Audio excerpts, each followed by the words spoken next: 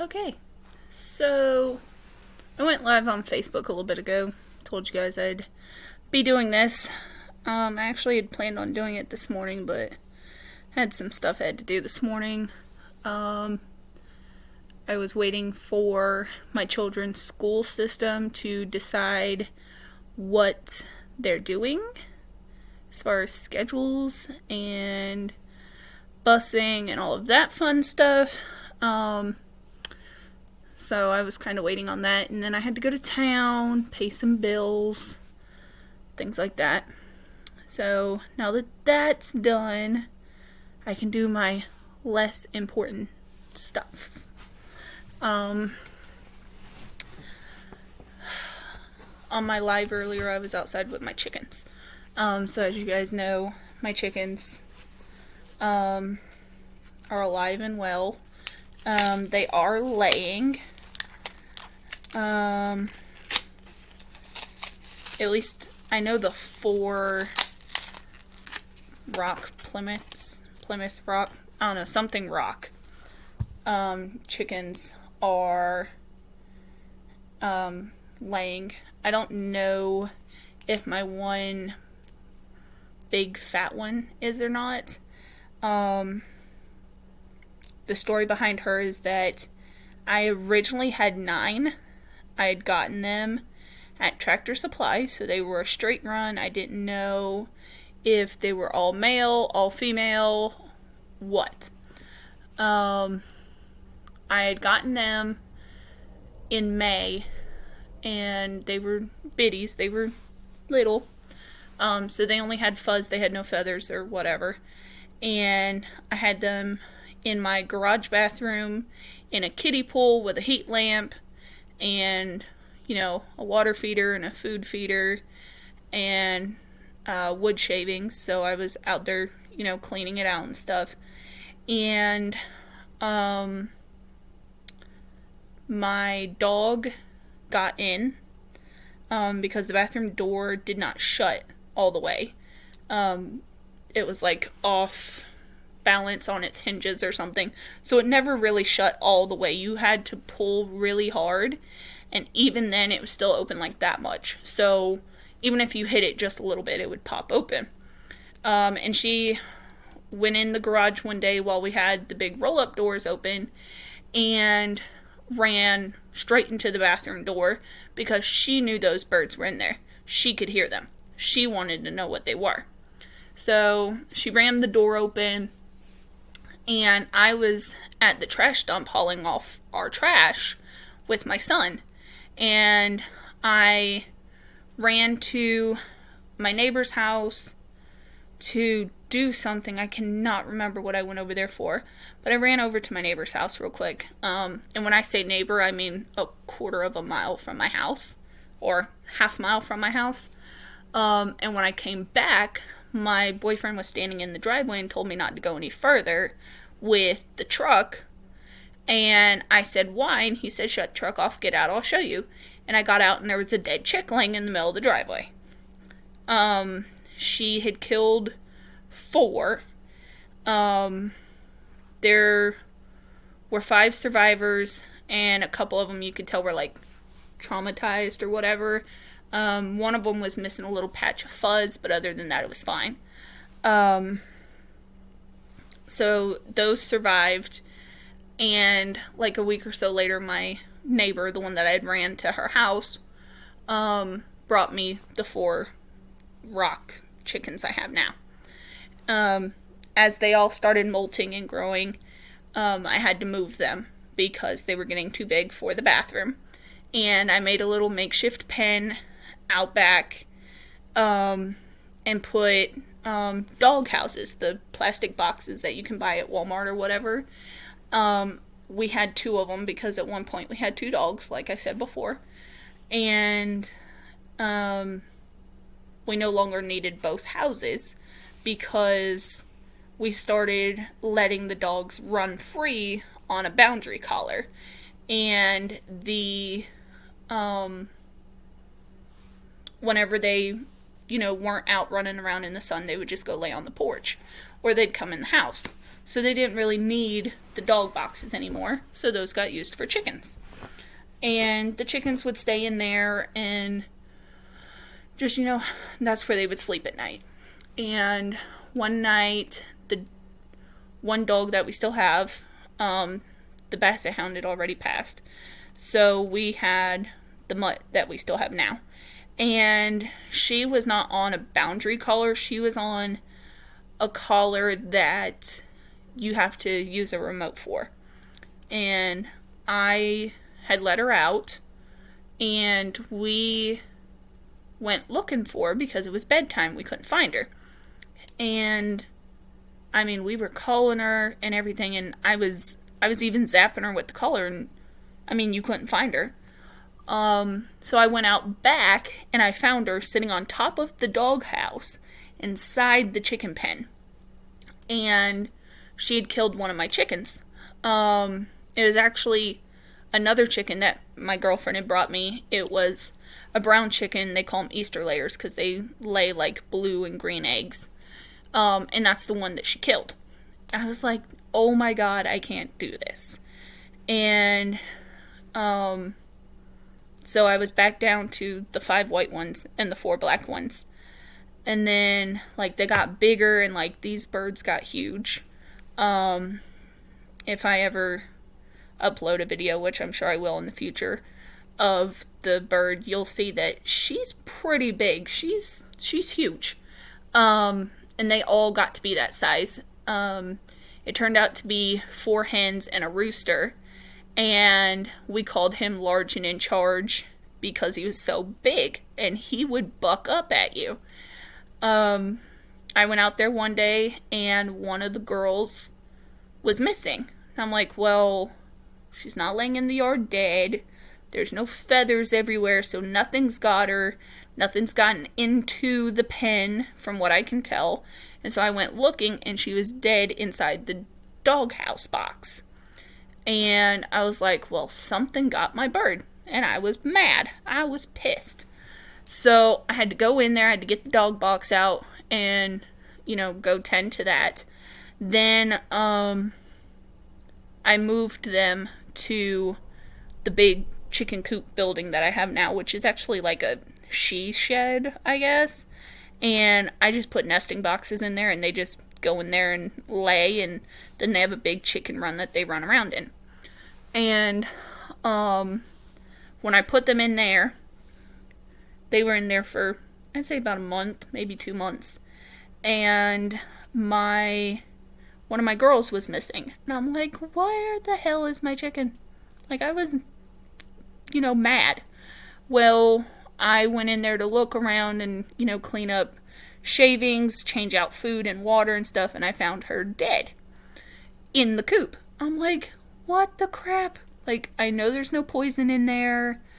The walls are secure, so I know nothing got in through the building unless something got her while she was out in the run, and then she, waddled her way into the building and, died in the building.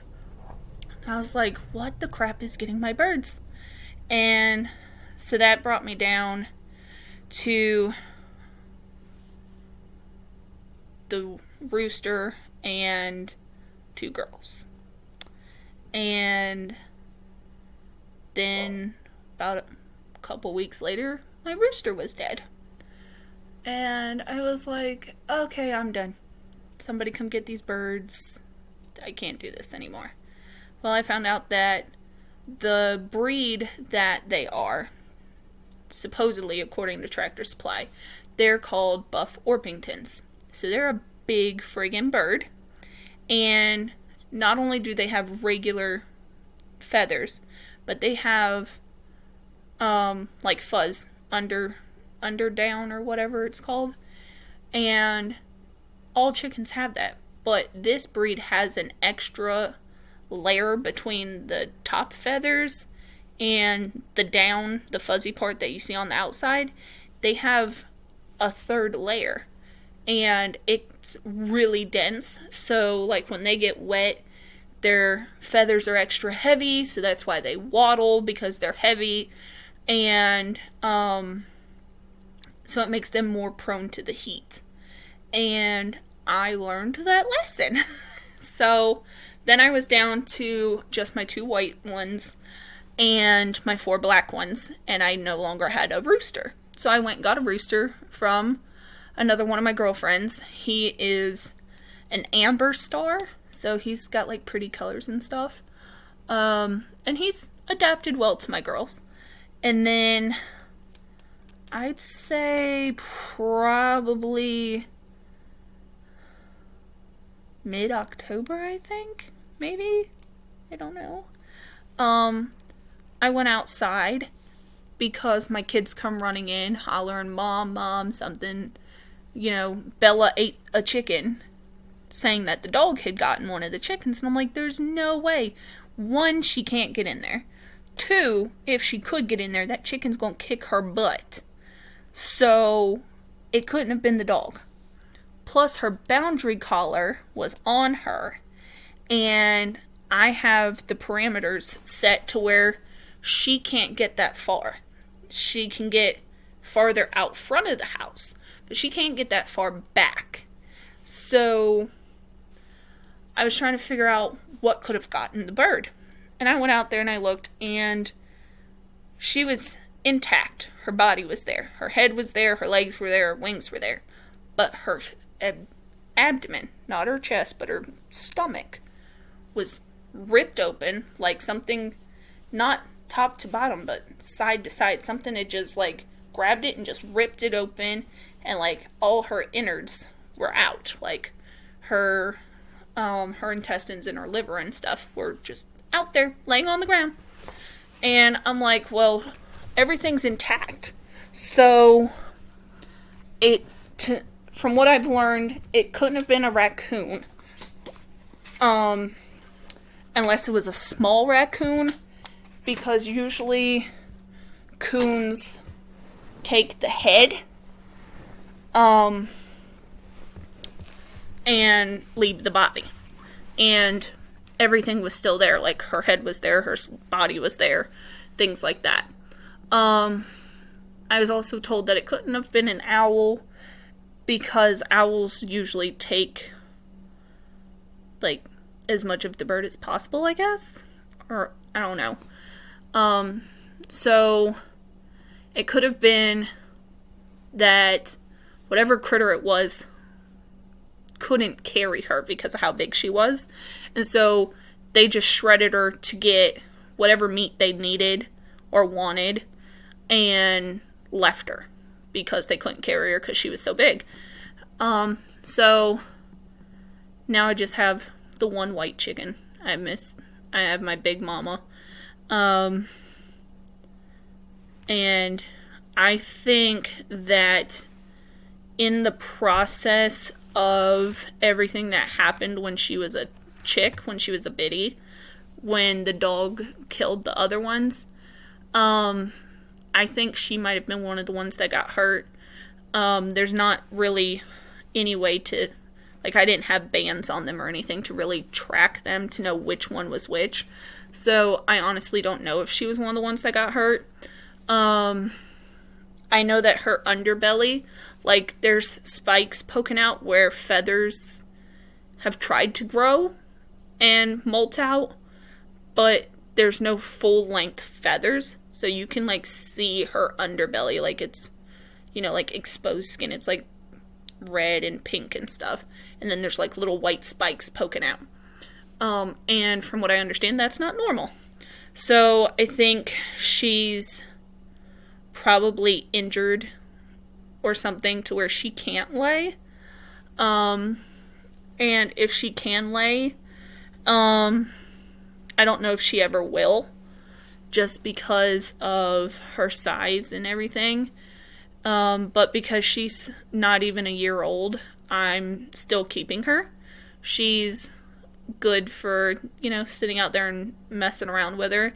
You can go out there with, like earlier I was out there with some spinach and lettuce and stuff, and she'll come up to you and eat right out of your hand. She'll do the same thing with the mealworms. If you go inside the pen and you just sit there in the coop doorway for a little bit. She will walk right up to you, and if you put your hand on her back, she'll sit down, because she knows that you want her to just sit still, and you put your hand on her back and she'll sit there and you can just pet her back. And when she's done, she just walks away. She'll talk to you, like she'll cluck at you and stuff. And she's just her own chicken, like she doesn't care. So I know that it was like really off topic and long way around, but she's one of my beginners, and I honestly can't just, kill her off right now just because, it's only her first season and she hasn't laid anything. Like, even if she never lays, I'll just keep her around for like pest control or whatever, because when I let them free range, she will walk around and eat whatever she can find. She doesn't care. Just as long as she's got a water supply, she's good. She doesn't really let the rooster bother her. The other girls just kind of stay out of her way. Like, when they see her coming, they kind of just like part the sea because she's so big compared to them. And like, she looks like she means business when she's coming for you because she waddles like this. So that's another thing that makes me think that she might have something wrong with her, because she waddles, and like, it's not like a hey, I'm too big waddle. It's like she literally picks up one foot and then, like, it's weird. But she's a good chicken, and she means well, and it's fun having them because you get to see the fruits of your labor by them, laying eggs for you and stuff. I was told that I would absolutely love it if I raised chickens for eggs and for meat, because once you have, like, farm fresh eggs, you'll never go back. If you have, like, farm fresh meat, like raise your own meat, you'll never go back. And I didn't know how true that was until mine started laying eggs and I started cooking them. And oh my god, they're amazing. They're fantastic. Sorry, my phone died and I plugged it in to turn it on because my kids are at their dad's and I have to be able to have my phone on to, be available in case something happens. Plus, it's about an hour from the time when the boyfriend gets off work, and he tends to call me on his way home to see if I need anything from the store. And if he's got to go by a customer's house or whatever, he will call me to let me know. What? I just spilled coffee on my floor, you guys.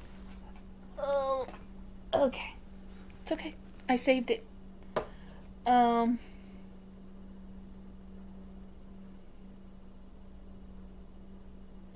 So, yeah, I try to, like, have my phone on at all times and, like, not be, out of touch or whatever when it comes to, the weekends when my kids aren't home because of that. And, oh my god, there's, like, coffee all over my floor. I'll be right back.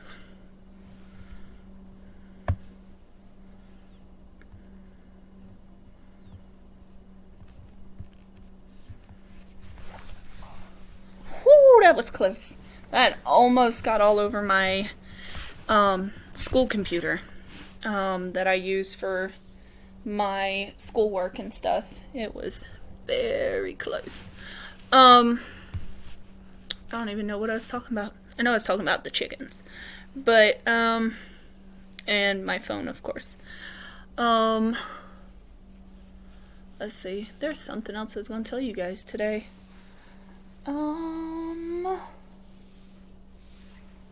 Oh, I just got a book today. Well, it's not a book. It's like a journal, notebook, something like that. Let me see if I can find it. I got it at Walmart. Here it is. and it's called The Story of My Life. And it's like a journal, see? But it has questions on the top of each page. First page is like, it says to make a basic timeline of your life. List the years of your life in increments of 5. Write one short sentence that describes a major event that happened in each year. Fill in any major events in the gaps like moves, births, and deaths. If any question in this book doesn't apply to you, refer back to this list and write about something else. And so it starts with like 1 to 5, 6 to 10, 11 to 15, so on, so on. And it goes up to 85. So the last increment is 81 to 85 years old. I'm probably going to fill that out later. But the next page is your family ancestry. Like, it says, my family ancestry originates from, and then it says, go into as much detail as you can. So, I guess I'll do that one today. And I think I'll kind of go through some of these, each time I do a video, maybe.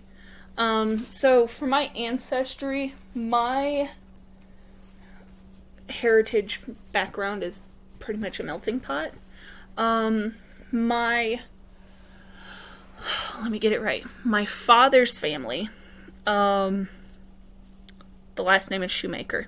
So, they, were a mix of German, Irish, and Cherokee Indian. Weird ass mix. Excuse my French. My mother's side of the family, their last name, my mother's maiden name, was Allen. Allen. Somewhere down the line, there was some crazy friggin' general guy or something. I think it was a general. He was like... No. He was some kind of crook of some kind. Like, he was a bad guy. And his last name was Allen, and we were related to him. Her family was British, like England British, so English, French, and Hungarian and Slovakian. So somewhere in there we have the gypsies.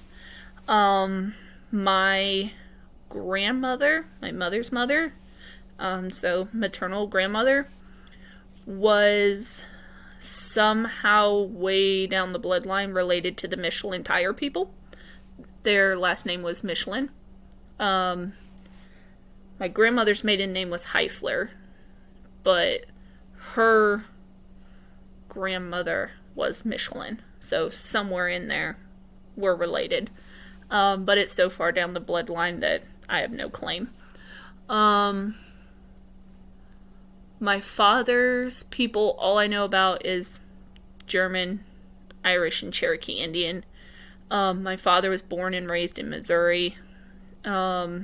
Literally dirt floor, farmers, blue collar all the time. He did farming. If I remember right, he left school in like 6th or 7th grade to go work the farm with his grandpa because both of his parents were alcoholics. So it was like boys to the rescue, basically, him and his brother. They both served in Nam. His brother was an X-ray tech, from what I remember.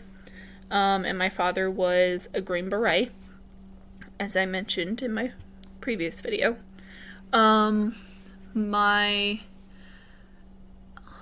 Let's see. At some point, he became a truck driver. He did long haul to where I'm pretty sure he saw the main 48. I don't think he ever saw Alaska, even with the military. I don't think he ever saw Hawaii either. He was born in 41, so he was born 6 months before Pearl Harbor. My maternal grandpa, was in the military. He fought in World War II in the English Army. I say fought, but he was a medic, so he was like first response or whatever. And when he came back to America, however that all worked, I don't know, I never got to ask him. He brought home an English girl, and I don't think they ever got married. I don't think. But it didn't work out. She had a very rich taste, from what I understood. And the day she left, him and my grandmother got together. They literally stood on a boat dock and flipped a coin and said that if it landed one way, they would have a relationship, and if it landed the other way, they'd go their separate ways. So that's how that happened. Other than my ancestry, I'm trying to think.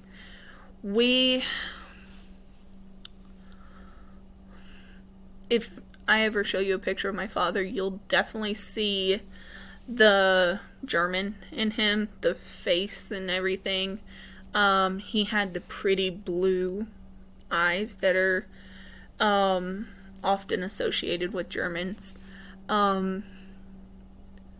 He also had the real dark hair like I have. I'm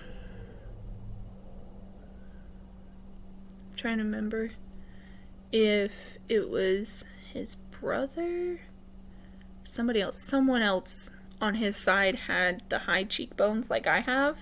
Like literally, these are my bones right here. That's not fat, that's my cheekbones.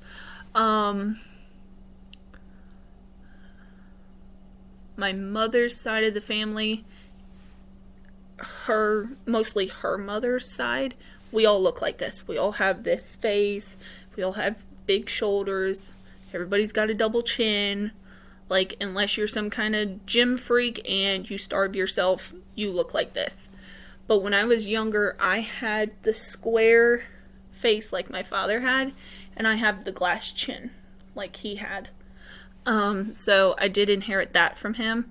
The dark brown eyes and the dark brown hair. The eyes mostly came from my mother's side. Like, almost every one of us has dark brown eyes. My sister got my dad's blue eyes. I don't really know much about the bloodline and stuff. I know my grandfather, my maternal grandfather, at some point had somebody do a genealogy trace of his family tree. They found his family crest and everything. And my mother has all of that. Eventually I will get it and I'll store it and things like that, just so that it's kept. I would like to one day be able to do that for my father's side, just so that I can know more. Because I think it's cool to know where you came from, and be able to share that with your kids. I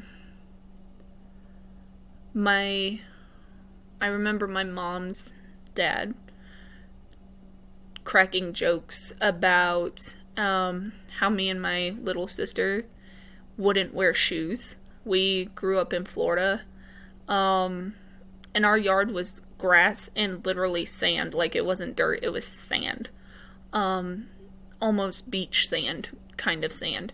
And so we ran around barefooted all the time. inside, outside. I mean, middle of December, we were running around with no shoes on because it didn't get, 20 degrees in Florida.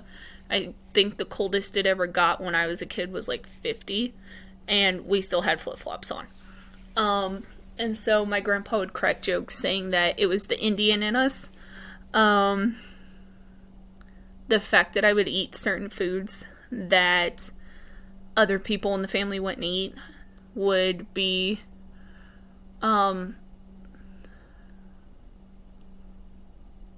considered, because of my heritage or whatever. There were certain foods that, I'm trying to think of one, but there's just so many, that my father couldn't stand, but my mother loved. And it was because she grew up on those foods, whereas my father didn't. And he'd be like, no, we don't eat that stuff. And it was just hilarious. And now there's things that I ate as a kid that it's not happening. Me and my father used to sit there at the kitchen table and we would eat green giant spinach in a can. And we would sit there and split the can. Now, that spinach better be chopped up and cooked in a frying pan, mixed into I don't know, spaghetti or an Alfredo dish, or it better be chopped up and blended into a smoothie, or it better be in a salad, because otherwise it's not getting eaten. There's things that I never ate when I was a kid, but now I'll eat it, like squash and stuff. And I was told that that's how certain family members were, that the only person that was ever, around me that would eat that would be this person. So I must have picked up on it or whatever, and I just shrug it off because to me that makes no sense. Whatever. People's taste buds change. So, I mean, that's really all I know as far as my family. It's all I know as far as our ancestry or history behind the name. I don't know much about it. That is one thing that I would love to find out more. Trying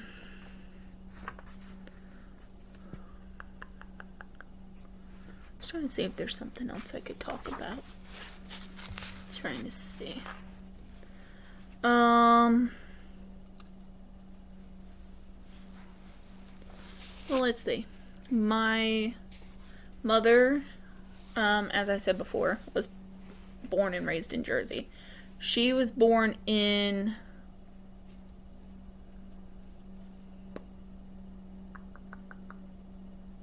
I can't remember. But I know she spent a lot of time in Newark. I think that's how you say it. She was born in 58, so she's not a spring chicken. My grandma and grandpa were John Allen and Audrey Heisler. They did get married, so my grandma became Audrey Ann Allen. Ann Heisler Allen. But I think she dropped the Heisler and just became Audrey Ann Allen. My mother was an only child. And it says, what's the earliest childhood memory I have of my mother?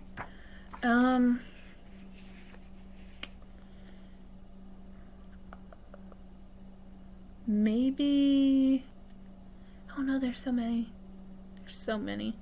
I remember going to, we had a Dairy Queen in my town, and you could have birthday parties there. And I remember those birthday parties. I remember her taking us to a lake that we had, and you could go play in the sand and swim in the lake. And there were big posts that went a certain way across. out to a certain depth, and you were not supposed to swim past those posts because there was a drop off. And it was called JC Beach, and I can remember her taking us there. Her father would take us too, like over the summer and stuff. Once he retired, while my mother was at work, he would babysit us. So I can remember that stuff, but I'm sure if I were to think about it, there'd be more. I mean, there's pictures of me when I was like 3, and we were at Disney World, and I don't remember that. I was 3. I can remember, like her coming to school trips and stuff when I was in like elementary school, but they're like not vivid. It's just like blur of stuff. Then it says to do the same with my father. My father was born in Brooksfield, Missouri in 1941. His mother was Phyllis Martin, and his grandfather was Chester Shoemaker Sr. I don't know if my grandma ever took his last name. I know they were married, but I don't know if she ever took his last name.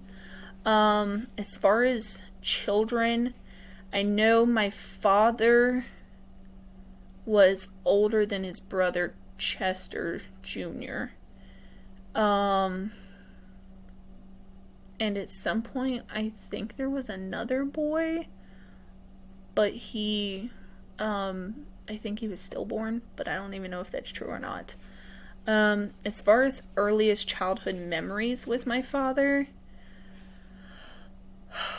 I know he came home almost every day when I was real little, because he still worked at Disney World, and so did my mother, and so did my grandfather. But I don't really remember like details about that stuff. One of the most vivid memories I have of him is when I was in first grade. It was spring break, and I was excited because I got to go on a road trip with him in the big rig. He had left Disney World and he was working for National Freight, and we went from Florida, where we lived, to Alabama, Mississippi, and somewhere else. Like, those were his delivery spots. Of course, we went through Georgia and stuff. But I remember being in that big rig, and I thought I was God, because here I was at like 6 or 7 years old, riding around in my daddy's big rig. I was wearing my daddy's trucker hat. I had my own jacket. I was everything. And that was like amazing to me. Like, I loved it. Every time he'd come home, at that point he started only being home on weekends, and then it became every other weekend because of the routes he would take. And then he when I was in middle school, I want to say, him and I think one or two other guys from National Freight started up the Walmart division of National Freight. And he started only being home once a month. It was like 3 or 4 days out of the month. And that was when he would go to his doctor's appointments, if he had any, or dentist appointments. That was the weekend that we'd go out to eat because Dad was home. And then, of course, he would, he wasn't always home for award ceremonies. And when I say award ceremonies, I say like accelerated reader awards, or like oh, what was it called? I can't even remember. It was some kind of thing where we did mathematic problems and science problems and English work, and like they gave us the paper on Monday and you had till Friday to do it, I think, or they gave it to you Friday and you had till Monday to get it back to the teacher. And depending on how many you got right, depended on how many little gold stars you got on the chart. And at the end of the 9 weeks, whoever had, like, you had to have a certain number of stars and you got to go to like an ice cream party or something. And then at the end of the school year, depending on how many times you had gotten those stars, you got an award. And that was like, I mean, it wasn't a big deal, but, you know, to little kids, it was a big deal. And that was only in elementary school, if I remember right. If I remember right, by 6th grade, they had stopped doing it. But, like, Christmas programs, he would come home if he could, basically. But he was home for Christmas. He would always make sure he was home for Christmas. I only remember a couple of years. I think it was like 1 year he wasn't home because his truck was broke down out west somewhere. And by the time he was going to get a flight or whatever, there was just no point. Of course, later on I was told a different story, but I'm not going to get into that. And then there was another year where he, I don't think it was Christmas. I think it was like in the beginning of the year, like January or February, something like that, where he ended up in the hospital because he had an outrageous migraine like 2 days in a row. And on like day 3, he had a massive nosebleed and it wouldn't stop. So he had to go to the emergency room and get his nose packed, basically. And they said he had to stay there in town for a certain number of days, so he had to get a hotel room and stay in town until they said, you know, he was good to go and he could go home. So he wasn't home for whatever time of the year that was. I honestly don't remember. Because, like I said, he was home 3 days out of a month, every month, from the time I was like, I don't know, say 8, all the way until I was 17 when I graduated high school. But the big end of the year programs, like when you got your, like, graduation certificate where you know, graduated from 1st grade to 2nd grade, he was there. He was there for, like, when you moved up from elementary school to middle school. He was there for middle school to high school. And, of course, he was there when I graduated high school. Now, my little sister, he did not get to watch her graduate high school because he passed away a year before she graduated. But my stepdad filled those shoes very quickly and very easily. So there was somebody there when it came to that. Yeah.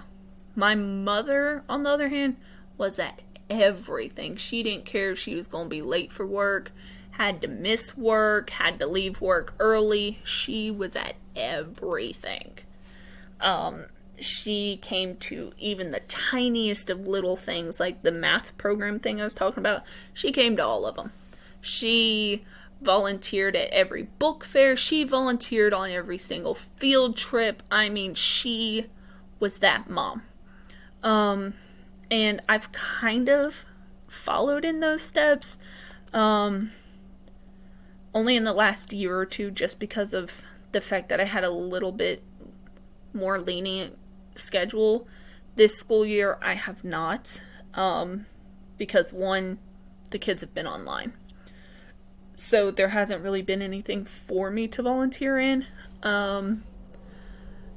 Now, when I start working, I will work it into my schedule somehow. Like, whatever week I'm allowed to take vacation, that'll be the week that I'll be like, hey, do you guys need me for anything at the school? But last school year I did help out at the Christmas program. I helped out at the book fair a couple of times. So, I mean, I've been on almost every single one of my children's field trips. Damn near everyone. So, I try to be there as much as possible because of the fact that my mother lives so far away, so she can't.